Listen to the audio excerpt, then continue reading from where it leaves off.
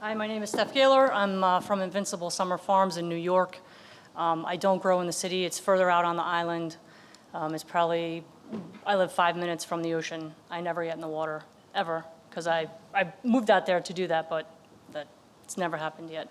Maybe 5 times in the past 10 years. So I have this as letting your heart drive and allowing your brain to steer. And I want to preface all this is that your mileage may vary. So all of these stories are different, and my story is very particularly unique and weird. But so when I started farming, I saw this a lot. And no farms, no food. And now 10 years into it, I see that I should actually fix this, and it should look like this. Because we always undervalue what we do, and everybody, they want to farm, they want to start produce, and it's like, where would you be without us? And we're usually the last ones to be counted into any kind of input and what we do. So there it is, the amended thing. Now, so people think, going into this idea of narrative, and everybody's narratives are different, this is what people who hear that I'm a farmer, this is what they think I do. And then, this is what I think I am. This is Thelma and Louise and Ripley from Aliens. And then this is the pictures I have to take from my bio, which also play into this mythology. This is what I am for other people. And that is Jersey Devil, which is it's not a local variety, but it's pretty close. And this is my wife, who literally sees me. This is what she sees.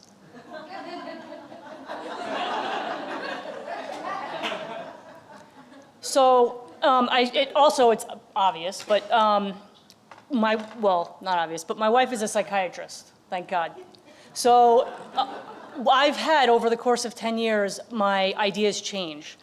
And a fixed false belief is a delusion, otherwise it's an overvalued idea. So I just want to also, just as a cautionary tale, please do not do what I do and overvalue an idea. Because it's that changing evolution of hearing what other people do and what works will work for you over time. So I was looking up value and worth because I get asked to do a lot of free things. Free events, free seeds. And if something has value, it's important. And everybody knows biodiversity is important. You hear everybody talk about it. And so this is more of a noun and a verb. So it has value. So we all agree on that. It has a lot of value. What we do is critical. Otherwise, there would be no farms. And then worth is what you get compensated. And it also means you're worthy. Like, what we do is worthy of compensation. So I'll tell you what models didn't work for me. All of the above. All of these: tomato CSAs, bulk retail, farmers markets, farm stands, wholesale distributors, plant sales, seed swaps, variety tastings, field tours, events with other groups, potlucks, you name it. We've tried it. I don't have because I hate math, I don't have an Excel spreadsheet, but we do work it out. None of these things made us money. And this definitely didn't make us any money. And I hear this a lot. Art without commerce is a hobby. So if you're not making money, it's a hobby. And it's an expensive hobby, and it's a time-consuming hobby. So we used to do a lot in terms of donations. People ask us for things, like, can you donate seeds? Can you donate produce? And now, after this year, the answer is, I'm sorry, but I just don't have it to give, because I don't. So this is what works, and this is very unique to where I live. So I live about an hour and a half outside of New York City. And I do fresh production, I do seed production, and then we do research and education collaboratively for the community. And I understand that there's some misconceptions about working with chefs, that we only work with certain chefs to build that relationship. And yes, it is a very niche model. I wish that we could offer food to pantries and whatnot. And yes, it is kind of a high-end thing, but they fund what we do with seeds. And that's okay because it funds everything else that engages seeds, like community work we do. So with the Regional Seed Consortium, we used to do seed libraries. People ask us for all kinds of free classes. After last year, we charge. We charge for 2 classes, and we charge for a seed swap, and we get $450 a library. And it makes it uniform, because a lot of seed libraries will get stuff off of the internet, and we want to try to prevent that, and this is a good way to earn an income and get paid for what you know. And so the one end of it is we do seed production. So we steward varieties, we breed things with our own new varieties, and we highlight on-farm variety, on-breeding projects with other farmers. So this is like the barn. We do 350 tomatoes, different types of tomatoes a year. I know it sounds crazy, but that's my kryptonite. So we do the seed production. I went up to a friend of mine in Vermont to get seed from her. They have a really good brewery. It's called No Collusion, the Drop-In Brewery. It was a Russian Imperial coffee. So I just had to get that little political dig in there. So these are specific varieties. This is Thorburns terracotta. These are like local varieties that nobody's growing. And the reason why this is important is because these are all orphan varieties. We're not replicating seed everybody else has. This is a fava bean. It's the biggest fava bean I've grown. It's the heaviest one. It produces a lot. The other one's a Basque pepper, Diable de Calpisa. These are Calabrian chilies, so a lot of chefs will ask for Calabrian chilies. Everybody thinks there's one type, but there's probably 6. And I have more pictures on my phone of my dog and my vegetables than anything else, so I just love to explain it with pictures. And then we do basils. Like, we started getting into Landrace basils, and nobody else has these things. And so we were replicating the seed, we're increasing it, we're doing evaluations. So that puts us apart, because we have stuff that now nobody else has. And for our market, that's great. Even for a market with the CSA, that's great, if you had the time to explain it to your customers.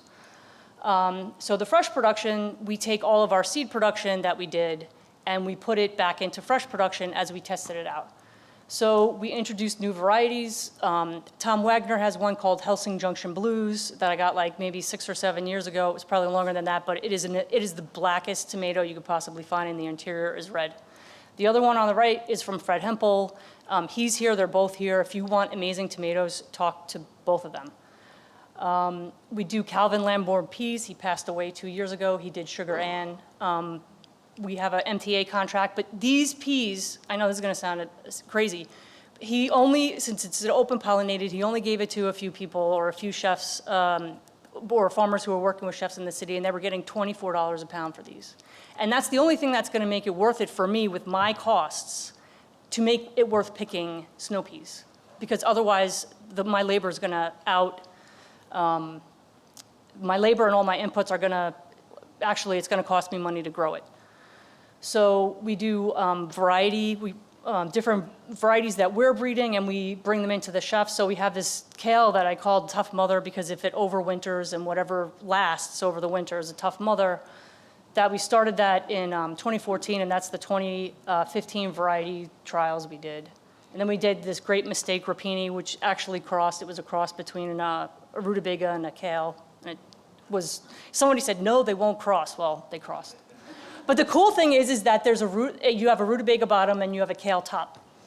So this is tomato breeding projects. I did a squash, sasquash. And so the thing is, the chefs could do really cool things with this and do things that I could never explain.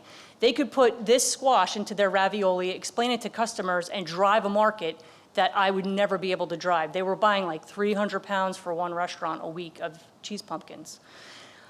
So we do, again, with variety preservation, we're growing things for other people that are trying to get their story out. This is Rotor. I can't say either one, but one is from Switzerland. It's from an Italian canton, and the other one is from Hungary.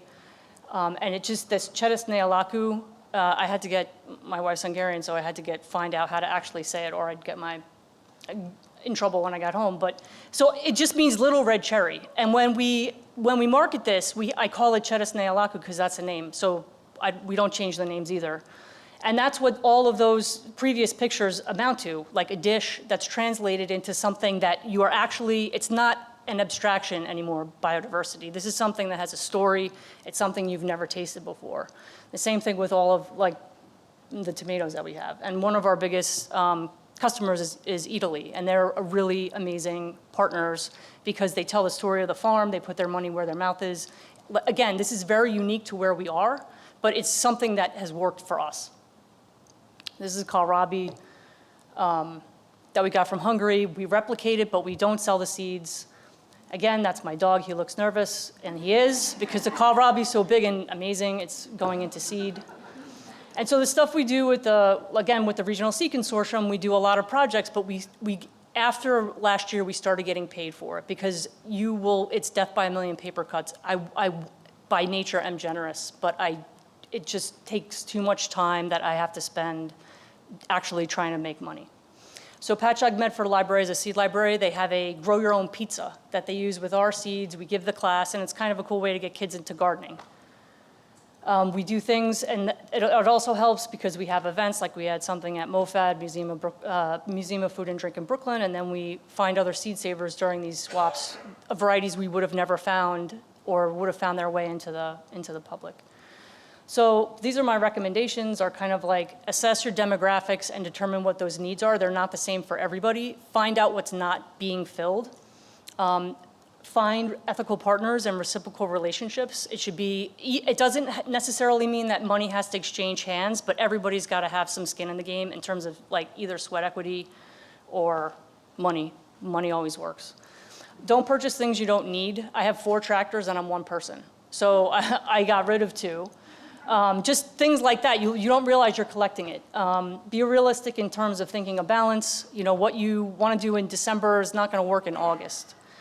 So just try to keep that balance. And I find one of the biggest things that kind of tanks farmers is bad leases. Like people will they'll lose a lease or they'll have land sold from underneath them. And this kind of came at a weird time for me because we were, so this was our barn door, our Quonset hut, and that's a saying from an Ani DeFranco song. But we were told in the end of November that we had to move our farm in 5 weeks. And we had honestly, probably about a collection of 5,000 seeds, and it's 19 acres, and we had all these tunnels, and they just sold the farm, and we had to go. And had it not been for a community around us, we would have pretty much gone out of business, even despite the fact that we're successful and we're making money. So that's kind of like my takeaway is just you need community, you need intelligent design, and balance with the profit and passion. Thank you.